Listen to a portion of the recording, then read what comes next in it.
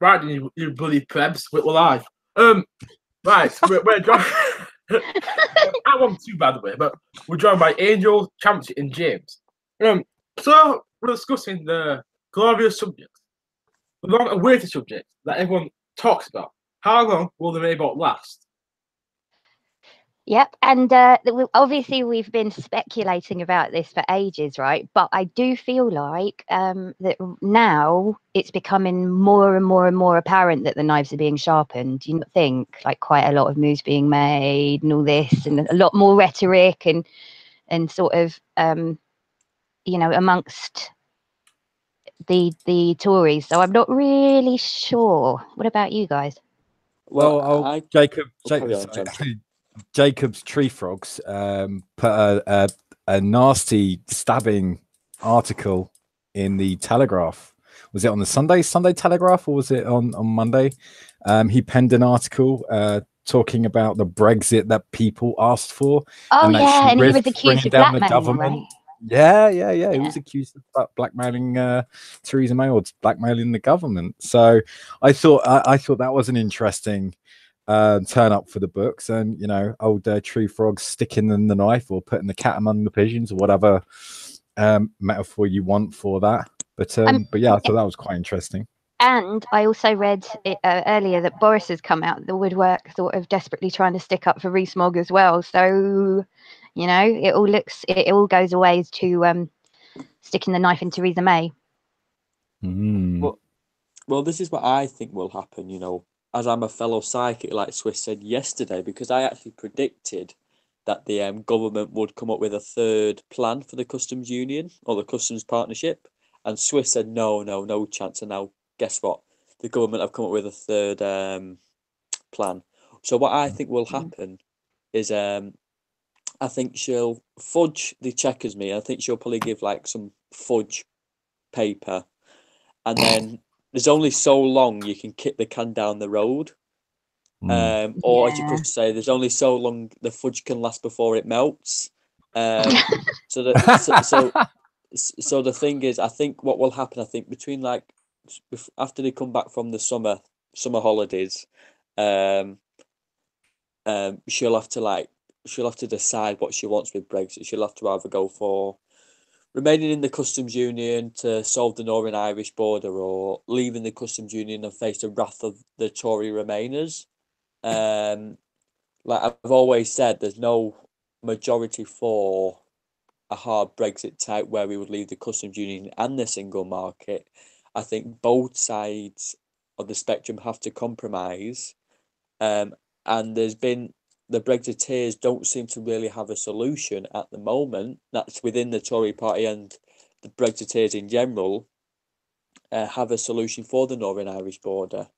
So it's all right saying we should leave the customs union and the single market, but that would have a hard border in Northern Ireland, and the DUP wouldn't accept to that.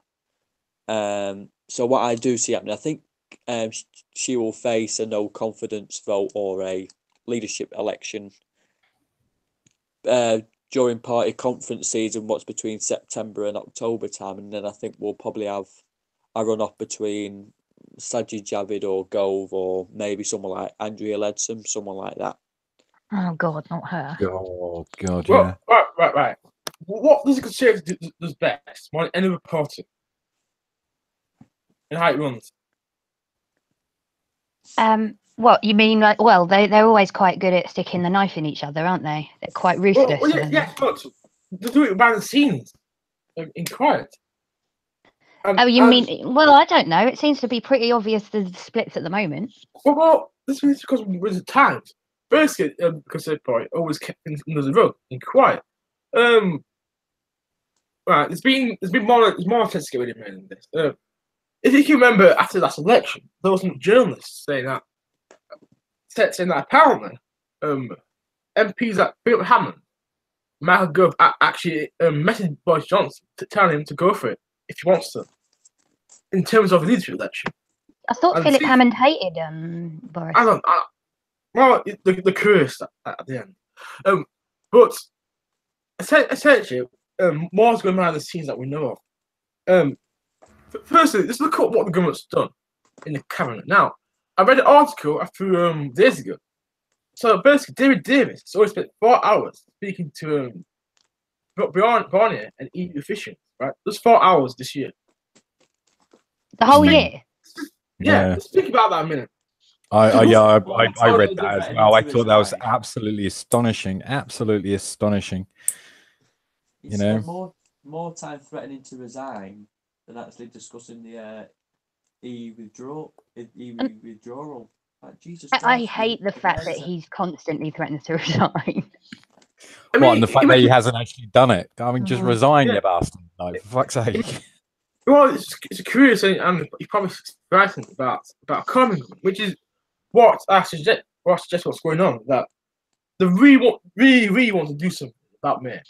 I mean, there's so many factions in the Conservative Party. I mean, I think there's like a May's faction, like people like Dim and Green. Then we've got like the Mog faction, Boris Johnson, Gove. Then we've got like Doric Grieve, Kenneth Clark, and Anna Suber. Oh yes, they seem to be the main faction, and there's no one actually. Everyone's trying to get support from May. So I think at the same time, they really don't want to risk, let's say, government reform.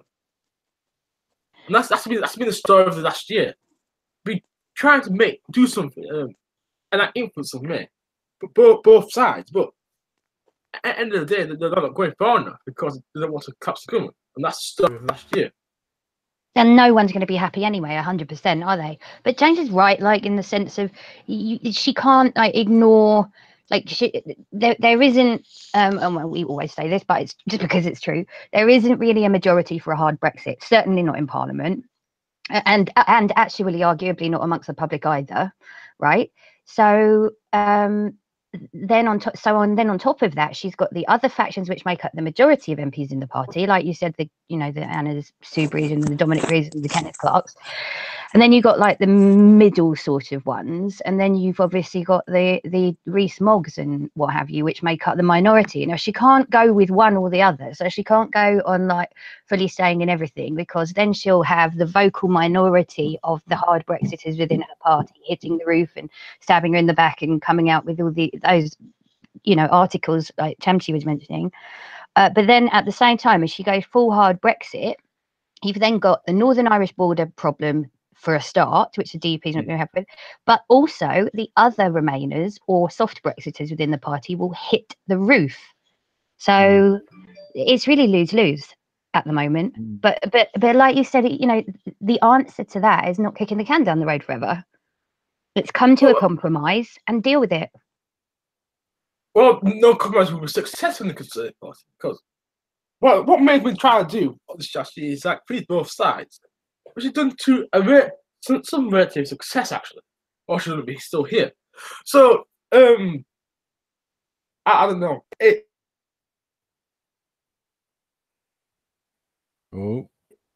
Cameron. Oh, okay, sorry. You just cut out for a minute. That's all.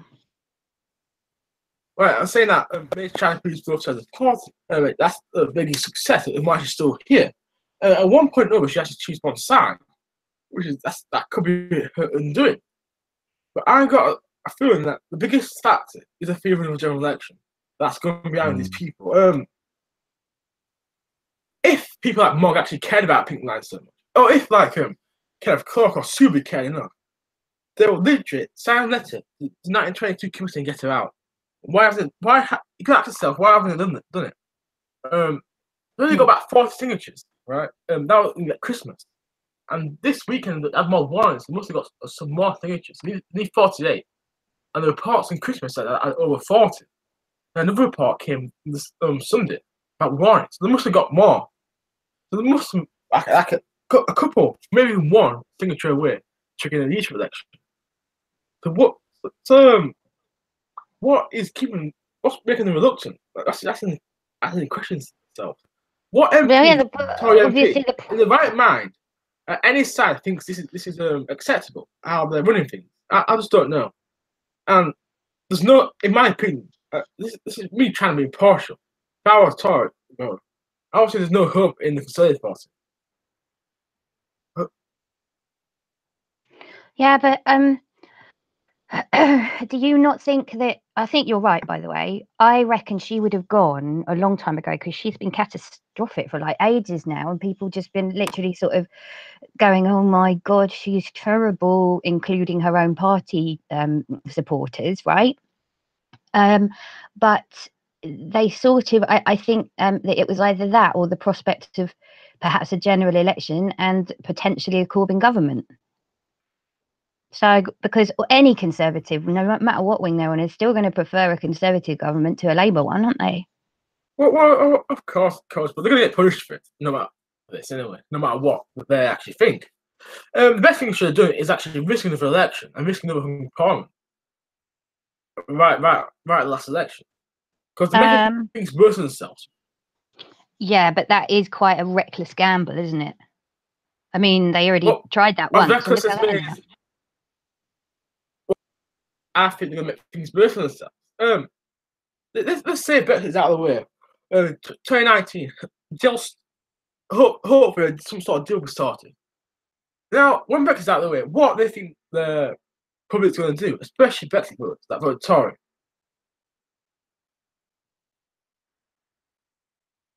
I mean, they're basically done for. So you reckon that then people will be like, oh, now that we've got some sort of deal in place, let's all just go back to voting Labour or whatever? Yes and no. What quite interesting, lots of you. Let's talk about Brexit votes and UKIP. What's interesting that people voted Conservative for the first time. A lot of people did, but that's a potential actually for that to happen. Yes. But I honestly think if this election after we sort of Brexit out, that's the best opportunity for someone to get a majority government. Talk about Corbyn. Mm. I mean, there's FPB types who will be angry, and the Brexiteers will be angry at Labour. So basically, that's the best time for them to win. So I'm looking at this. I think the best time for Tories to do that election, do it now rather than after 2019. Mm. That someone of them must be thinking that. Anyway, at least. You mean because people are angry at them from both sides? Yeah. I don't know. Well, what do you guys reckon? Because actually, I had always said that I thought that there would be one before 2019, but not before, like I said, October, November sort of time. I thought that might actually happen. If you look at one of my first videos, I actually said it over 2019. June 2019, beginning this year, that election. But looking at what's going on, there's a chance that she got any time. But I got a feeling that she could stay on in 2019. It's the whole good deal by October thing, though. If there's still not one and it's just one big load of fudge, then I think that there is every possibility that she will be gone, and then there will be a general election, like towards the end of the year. I do. I think that it's very possible to have one before 2019, Brexit or not. Yep. I think without the spectre of Brexit, I don't think there would be one before 2022 or whenever it's due, because every 5 years, isn't it? Last one's 2017. So yeah, I don't think there would be one before 2022, but because we do have the spectre of Brexit and the Tories are just proving completely just one big clusterfuck. One big clusterfuck, one big shit show, and just don't know what the left hand is doing with the right hand, or they keep coming up with these ideas. Oh yeah, let's try this, and Barney's just like, nah, mate, not even close. Okay, let's go back to the drawing board then. What about this? And then Jacobs Tree Frogs goes, no, you can't do that. You can't do that because you'll be upsetting the will of the people. And then starts threatening. Okay. Yeah, and then they draw up another one. They've got this thing going on Friday, and then the DP. Yeah, I mean they can't. I mean, like with this thing going on Friday, I think the Sunday stream should be an interesting thing once we get some news filtering through about that, and then I think we'll have a better idea. But yeah. I mean, like, I do think there will be a general election this year. Yeah, I think it's more than possible. I mean, I don't. No one's definite about anything, but I do think it's possible. But there will need to be a vote of no confidence first. And what came up in the last Sunday stream was interesting with the guy of the 2020. Was it the 19 or what's that committee called in there? The 1922 committee. I knew that. Yeah, 1922 committee. Yeah. And someone was talking about how many letters he might have received with regards to the no confidence vote in Theresa May. Has he got enough? Has he got the 47 required to hold a vote of non-confidence? Can I ask? Yeah, go on. Yeah, I was going to say, can I ask a really important question? Sure. Yes. Shall I go and get a cider? Yes, of course. See, that is super important. Oh, God, I'm really looking forward to it now. Right, I'll be back in 1 minute and then we will continue. There's one more thing I have to bring up about. Oh, now, have you read the description? What I mentioned? Now, something in there that I put on about the Tory leadership election. Like, I put May, which I'm going to say, it's a bit, everything about that election was a bit dodgy. Yeah, it was. Now, the point I have to say this is, why did everyone basically go away and resign, or step down for me? Now, there's always going to say Dylan's good, but I have on the suspicion that some reason that happened because May said something at that time about always about Brexit, you know, about an election. Well, that's the reason why we're on a mess because we've never had elections actually hold May to account as well. It's had a concerted party amongst the MPs. But I just found all the situation a bit dodgy, and I feel like the same situation will occur again when there's another leadership election. Everyone was resigned. Could have backdoor Dylan. I don't think an election like it this year would change much. I don't think it would put Corbyn into a majority government. Well, it would depend on the manifesto that they run on, or the campaign that they run on, essentially. Like I said, I mean, I've said this in streams before that if there is, first of all, there'd have to be a leadership battle, I would assume, in the Conservative Party. That's either if Theresa May resigns or, you know, she's got a vote of no confidence from within the Conservative Conservative Party. Now, assuming the next person that's leading the Conservative Party is a Brexiter, and they're not from the lunatic fringe, so it's not going to be your tree frogs involved. I would assume it would be someone like Sajid Javid, or yeah, I would say Sajid Javid, but that'd be kind of crazy considering how long he's been head of state. Anyway, so yeah, the thing about Javid, that's leadership will actually elect him. And I feel like Tory leadership, Tory party was Horvath's tier. I don't think Javid accepts. I think it'd be seen as too close to me, too ideologically close to me as well. I don't think they want him.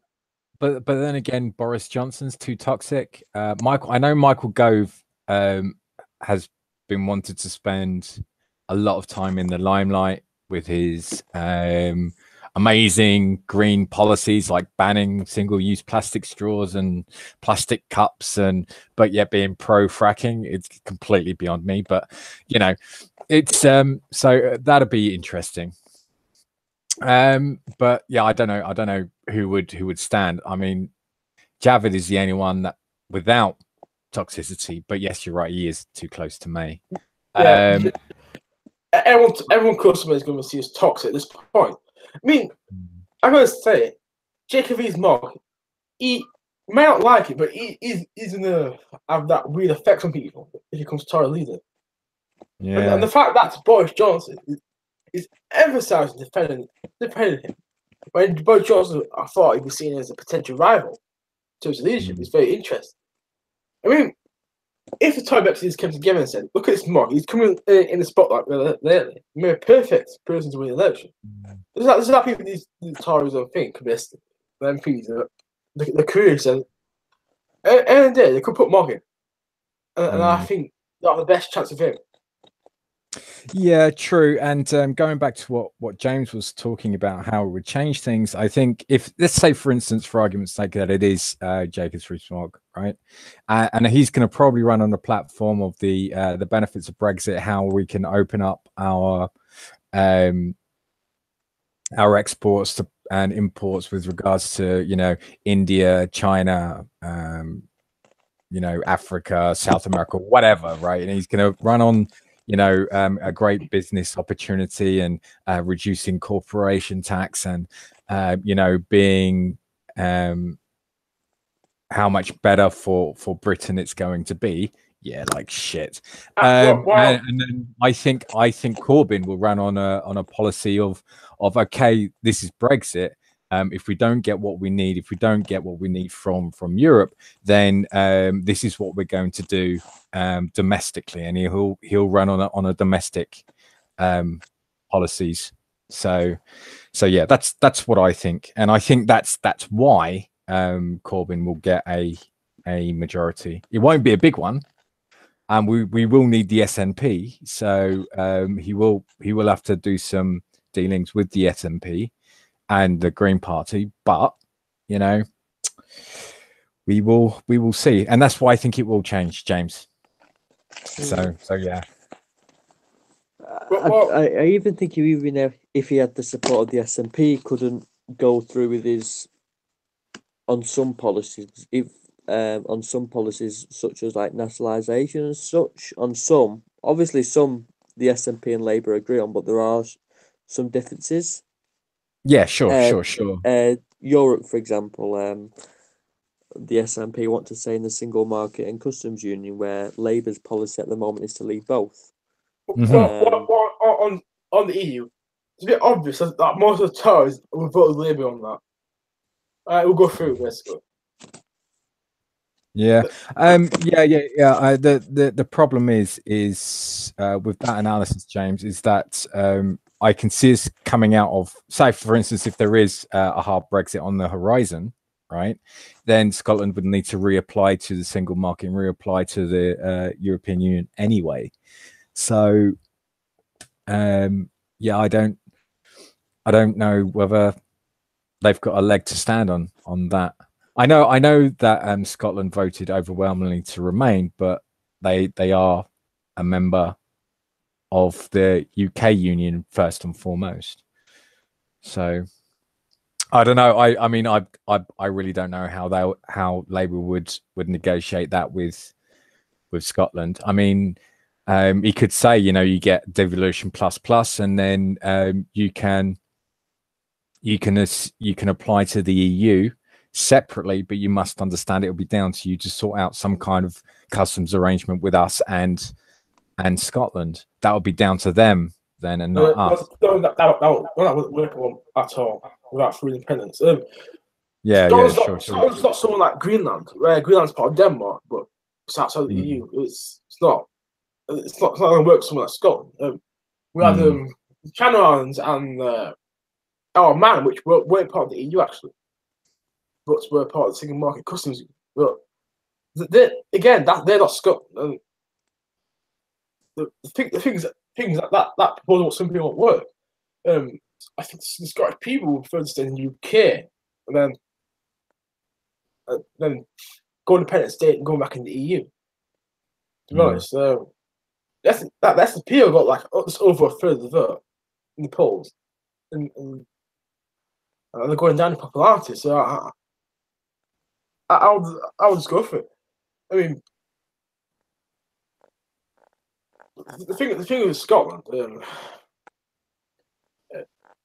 over a third voted to leave, and look at the SNP membership. A lot of people actually left the SNP because most of the leavers actually Scotland were SNP voters, ironically, not Conservative. Yeah, I actually think say for instance Labour ran, and the next election is this year, and Labour ran on a domestic investments kind of manifesto, and they gave, what is that weird noise? And they listed it all in the manifesto, a bit similar compared to what it was in the last manifesto, but goes into more detail and is a little bit more radical. Then I really think they'll win a lot of seats in Scotland anyway, you know, and put maybe so Labour and the SNP are kind of, maybe they have like 25 seats each in Scotland or something, you know, and you know, Conservative have, was it one? How many seats are there in Scotland? Like 51, is there? Yeah, the Conservatives got like 12 or something, didn't they? About 56, I think. 56. Okay. Well, say you know, Conservatives get like 3 or 4 seats, and the rest is split between SNP and Labour. Then they would have to really negotiate with Labour, I think. No one knows what's going to happen in Scotland. Nobody. Yeah, sure. All the seats are marginal. So, yeah. What kept Conservatives in power was the gains in Scotland. So I wouldn't put it past them. Scotland's very interesting for us, its political history. Like before, like the 1950s, so like we were very conservative. And most people forget to realise that one. So what's happening in Scotland? No one has a clue. And looking at the polls, it's like it's really, really, really close between Labour and Conservatives and SNP now. So that idea you can put a Conservative will gain 4 seats there. I'm not sure. I don't think anything that can. I can see both Labour and Conservatives making gains, and the Lib Dems. Like there's a seat in Scotland where the Lib Dems lost by like 2 seats, 2 votes. Oh, isn't that was so? I mean, could you imagine how gutted you'd be? Two votes. Yeah, that's that's a bit harsh. But yeah, like I say, I mean, for Labour to get into power in the next general election, we would need Scotland. You know, I mean, that kind of goes without saying, whether in coalition with the SNP or to win back the majority of seats. Does everyone know that? Is Savage Javid a Muslim? Do you actually know that? Or is it? Because that's like a bit of a debate in the side chat. Do you remember I don't think, I didn't think he was, but I don't really know what religion he is, if I'm honest. I don't know. I know it's from Pakistani heritage, but that's all I know. I mean, I don't know whether he's Muslim or not, to tell you the truth.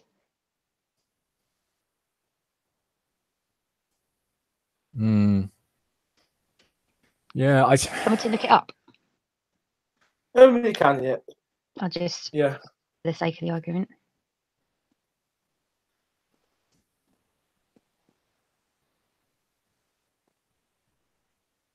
I don't know.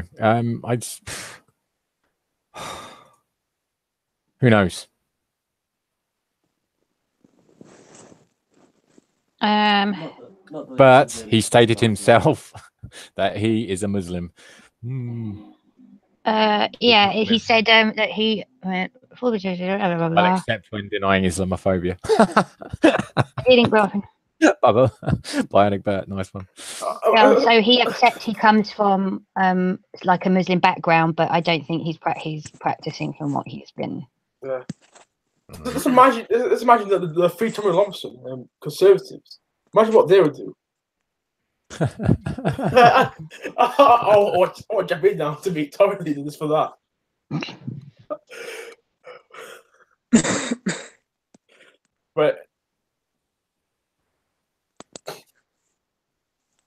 But anyway, Sorry, I got a little sidetracked by Pokemon Go then. Absolutely. Oh dear, oh dear. I know, bad, innit? So anyway, what do you think about the prospects of May actually staying on? It's like another year or two. Oh, what?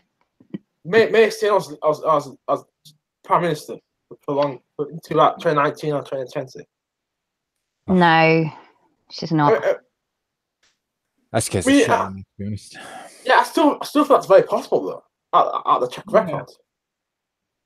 I mean, well, I just can't see it. And actually, do you know what I also thought? Like, even though it seems like Jacob Rees-Mogg is kind of in the forefront, or he's one of the people who's like in the forefront of being quite critical, you know, being critical of Theresa May and stuff. I still don't think, judging from the setup on how they do the leadership bids and how they whittle it down to the final two, that he would make it on there anyway, because I don't know whether he has the broader support of the MPs, you know, within the party in order to get there. Yeah, So- but here's the thing though. He might get on there to widen the debate, which is exactly what Corbyn was put on the paper for, just to broaden the debate, and look what happened there. Yeah, but they have a different setup on how they select their leader. Yeah, like the members only get to vote when they're in the final two, whereas obviously Labour, he won in the first round. Yeah, something about Mongo. I think about against the part. I mean, it's a bit dodgy seeing Boris Johnson basically defend him like he did. So I honestly think that Mongo has done some dealings with other Conservative MPs for certain, and I guarantee one of them is Boris Johnson. So I wouldn't rule it out, even how unlikely. Yeah, I wouldn't rule it out either. Yeah. Anything can happen these days in British politics. Yeah, I mean, like, what what I was going to say was, the only people that tend to make a hoo-ha about what Boris Johnson says are not likely to vote Conservative anyway, so I'm not sure it matters. I mean, yeah, like, I know, Angels, you said he's too toxic to head up the Tory party. Amongst like James, voters, yeah, moderate Conservative voters, or like or floating voters who are not members of any party, he is, yeah. Okay. So yeah, they just poo-pooed on my point anyway. So anyway.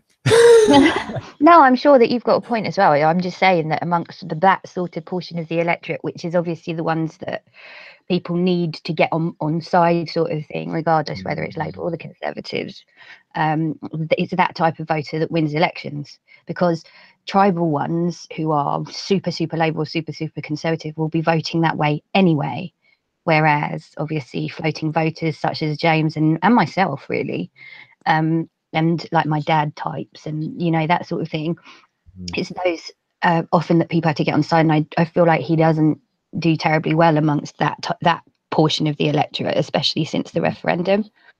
But some people still absolutely love him though, don't they? Yeah, like he always has his diehards. He always has his like people who just love him, right? But then they're not representative of a sort of broad proportion of the electorate.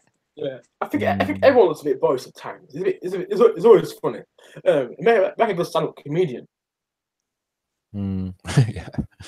Yeah. I have to admit, I find him awful now. Like I don't even think he's very funny. It's like the same old gaffes, the same old fucking stupid jokes. Like I just. I think people are a bit more wiser to it now, and what with all the shit coming out about when he was London mayor as well, especially like the pathway and the Garden Bridge and everything else. Yeah, how corrupt he actually was. He was real fucking corrupt. So yeah. I mean, I wonder how people London vote for him. I mean, London's meant to be some sort of massive liberal for the Liberals. But you know what? They voted for Boris Johnson twice, which is always finding very interesting that actually happened. Also, Boris really likes his bridges. So another interesting question about all the situation is that, do you think the Conservative Party is going for like an ideological crisis? I mean, if he Conservatives complain about maybe being a bit socially left wing, which I found very interesting. Yeah, they say that that they don't really know what they stand for anymore. Like you hear quite a lot of even Conservative supporters turning around and saying, well, they're not real Conservatives. I've heard that quite a lot. They're not real Conservatives, or they don't know what they stand for anymore, or they've lost a lot of their Conservative values and stuff. Along with the fact that obviously May seems to be deeply unpopular amongst Conservative voters as well as other, which obviously doesn't bode well for her. So yeah, I do feel like they're having a little bit of a crisis of identity. But do you not think a lot of that is down to the fact that they're so split? Yeah, basically yes, but there's nothing what they doesn't have anyway. It's a split. Yeah, exactly, and like they're always going to be fighting like cats in a sack if they've got so many different ideas being thrown out as to what direction the party should go in. On the side chat, Bubblevis has said that apparently he has stated himself that he's Muslim, but he also linked the video where he says it. So, apparently, the Conservative org has been running polls on the next leader, and Javid is the clear winner. I mean, he's come out of nowhere as a bit of a dark horse, hasn't he? Everyone was going on about Gove, maybe Boris, even Rees-Mogg, but Javid it was only recently that they've started banging on about him.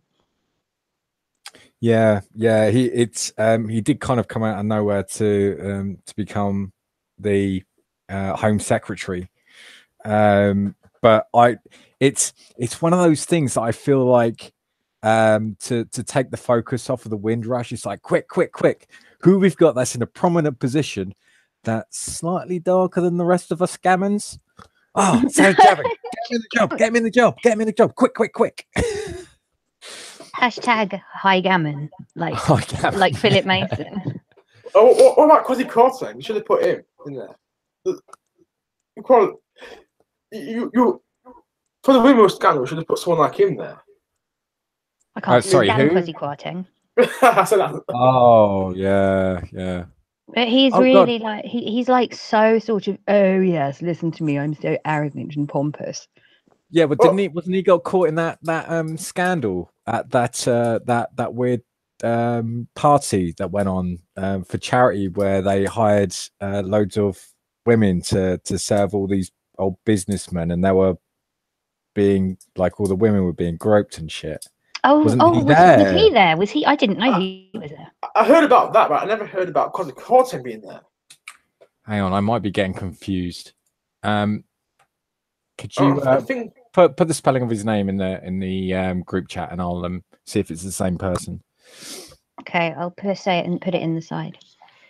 But the other thing is about getting someone that's new and that's for the Home Secretary position.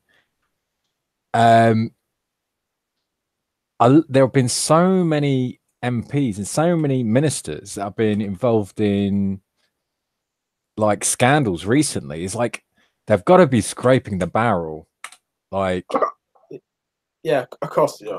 This is why I think they have to pick someone different for the Tory leadership. That's why I'm thinking which one I mentioned Kwasi Kwarteng, because it could be someone saying, right, remember when May came Prime Minister, said, look at we instead of Labour, we're better for women. We've got 2 women Prime Ministers.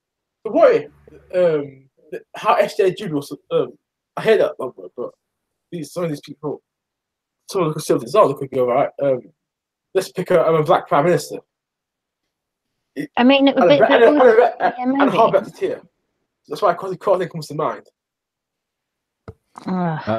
He has no respect for women, though. Like, he was on Question Time maybe 6 weeks ago, and every time a woman spoke on the panel, he was just talking over them. Like, he didn't give a fuck at all. Like, because he's really arrogant. He's like, he's got this manner about him, which is why I've always said pompous. Pompous describes Kwasi Kwarteng to a T. That is like the best word for Kwasi Kwarteng. He's like pompous and arrogant, and like just thinks he's like fucking God's gift, and he's not. Yeah. If you look at his ancestry, he come from like a really aristocratic African family. Yeah, he comes. Yeah, he comes. I can imagine that because he comes across like that badly. I don't feel like he's very relatable to the average individual either, to be honest. Mm.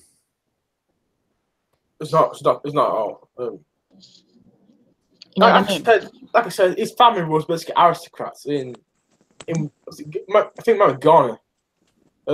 Is he gonna? Yeah, he's from. I think it. Yeah, I can't remember exactly where, but it might well be that. But and he's just like, oh, I don't know what it is. Just something about his manner is great. Yeah. It's the same with a lot of these lot of Tory politicians are very aristocratic. I hope let's talk to you. I mentioned how many Tory MPs were actually working class. And the only one I could come to mind is Justin Greening. Yeah, I like Justine Greening. Yeah, but she's quite a vocal Remainer, though, isn't she? Do you think all the Brexiters would be a bit pissed off by that?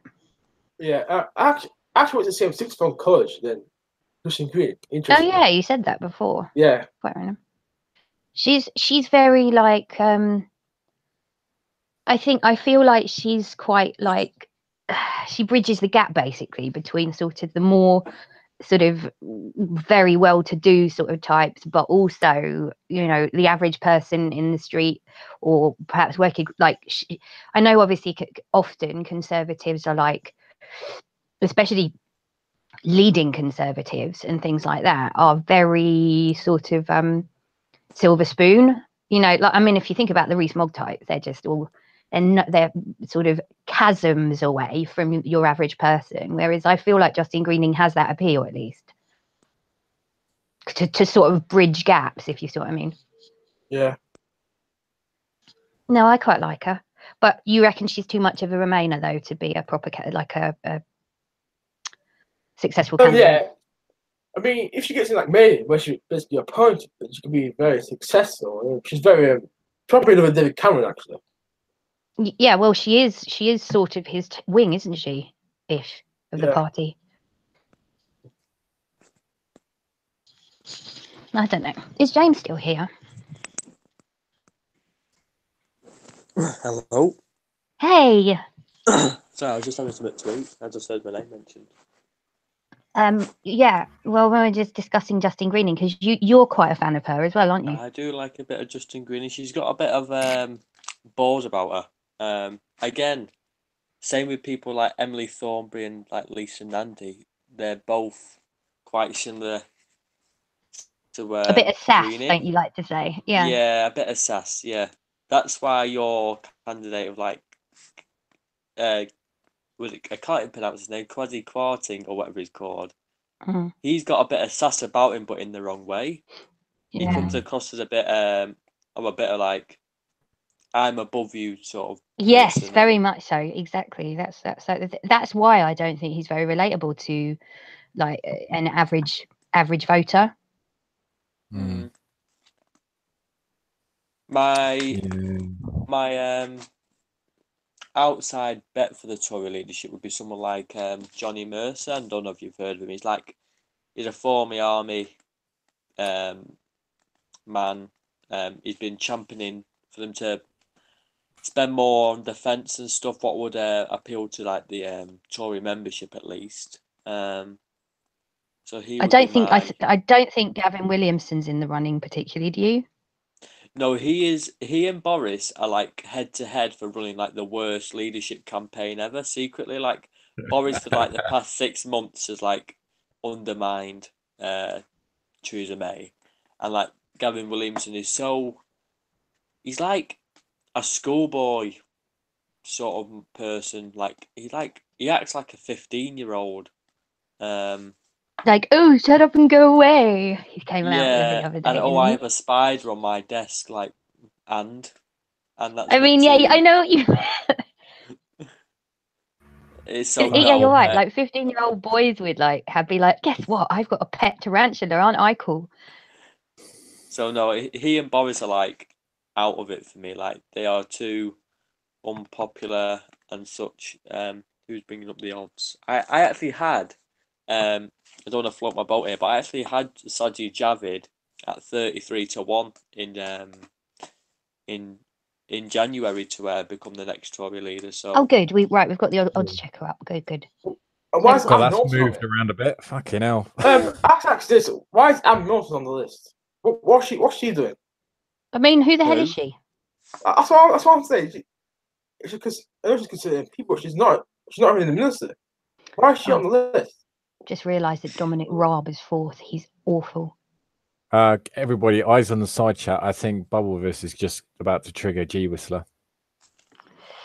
Oh Lord, it don't take much to trigger G Whistler, I guess. Okay, yes, G. Of course, it's not sure that would happen. What? Oh, So- Bubblevis said that Muslims have taken over cities like Birmingham or London. Well, that's not true. Well, it's not. It's blatantly not true. But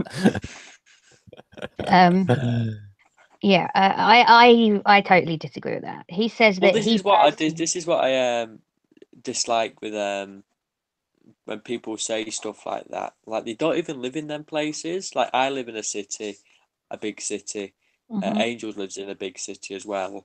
So we see immigration at the forefront, and it's probably like 5% Muslim in Manchester, probably not even that. And it's like, oh, they're coming over and taking our jobs and all that. But the only reason they say that is because they all live in one area. It's like Jewish people in our society in Manchester, they all live in one area. That doesn't mean they're all coming over and taking over. No, I know. This is like it's this is like typical perception versus truth.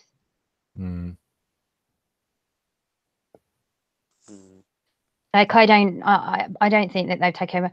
I mean, isn't the total? I mean, what even is the total population of Muslim individuals in this country? I think the total is only something like what? I don't even know the percentage actually, but I remember being like, okay, that's not taking over. And I saw it, like the reality of it sort of written down.